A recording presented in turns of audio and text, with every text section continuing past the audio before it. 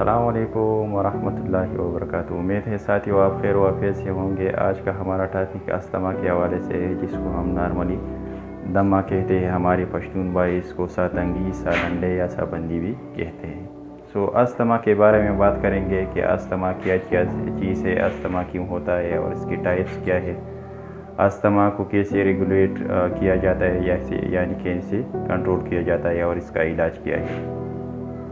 Asthma ये दायमी बीमारी नहीं है, ये एक रिवर्सिबल डिजीज़ है।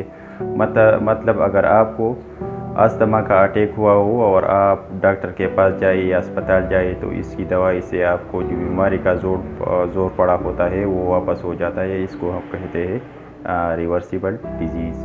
अस्थमा एयरवे की इन्फ्लेमेशन है, यानी जिस प्रोसेस की वजह से आपको एयरवे की इन्फ्लेमेशन होती है, मतलब एयरवे में सूजन होता है।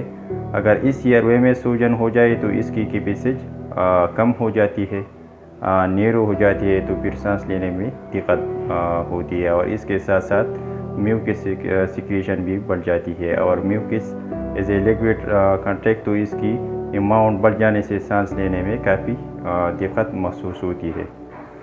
इसके साथ सीने में दर्द और कंजक्शन रहता है। तो ये सारी चीज़ें मिलाकर हम पेशेंट को अस्थमा डिक्लेयर करते हैं।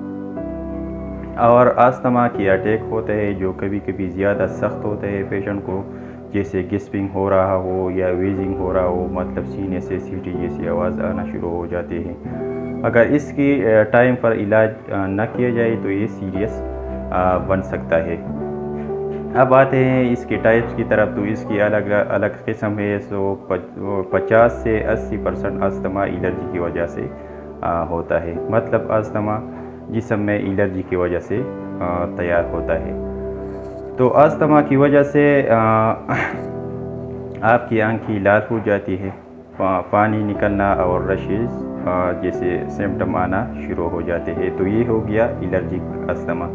अब जो हम बात करेंगे नॉन एलर्जिक दमा की, तो इसकी वजह एलर्जी नहीं है, इसकी वजह और हो सकती है।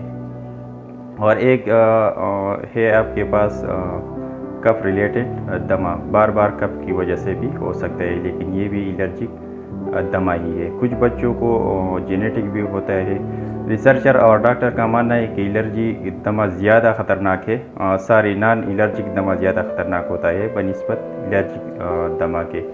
अब एलर्जिक अस्थमा क्यों होता है? हमारे इम्यूनिटी सिस्टम जो है वो हमें प्रोटेक्ट करके रहता है। अगर कोई बैक्टीरिया या वायरस बाहर से आए और हमारी इम्यूनिटी सिस्टम को पता चले तो ये इनकी अगेंस्ट फाइट करता है और हमें बचाता है।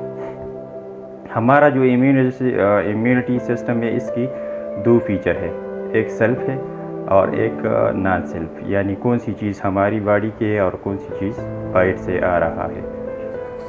तो अंदर की चीज़ों को प्रोटेक्ट करेगा और बाहर की चीज़ों को मारेगा। अगर कोई चीज़ बाहर से आ जाए और वो भूल जाए कि हमारे इम्यूनिटी सेल या कमज़ोर फट जाए और बॉडी इसके ख़िलाफ़ लड़ रहा है, जैसे कि एनिमल हेयर पार्टिकल हो गया, पोलन हो गया, डस्ट हो गया, अगर ये अंदर चली भी जाए तो ये ज़्यादा ख़तरनाक नहीं है।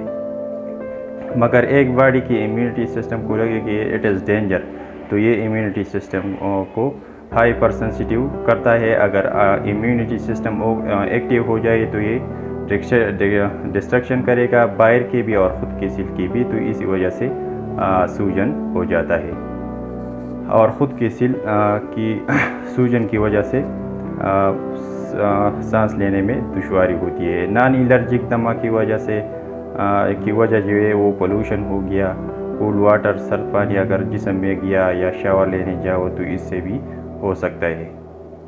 अब आते हैं इसकी इलाज की तरफ। तो इलाज में अस्थमा अगर एलर्जिक हो या नॉन एलर्जिक हो, पर ये एक क्रॉनिक डिजीज़ है, मतलब ये डिजीज़ आपके साथ सालों भर रह सकता है या लाइफ लॉन्ग रह सकता है। इसकी कोई 100% क्योर नहीं होता।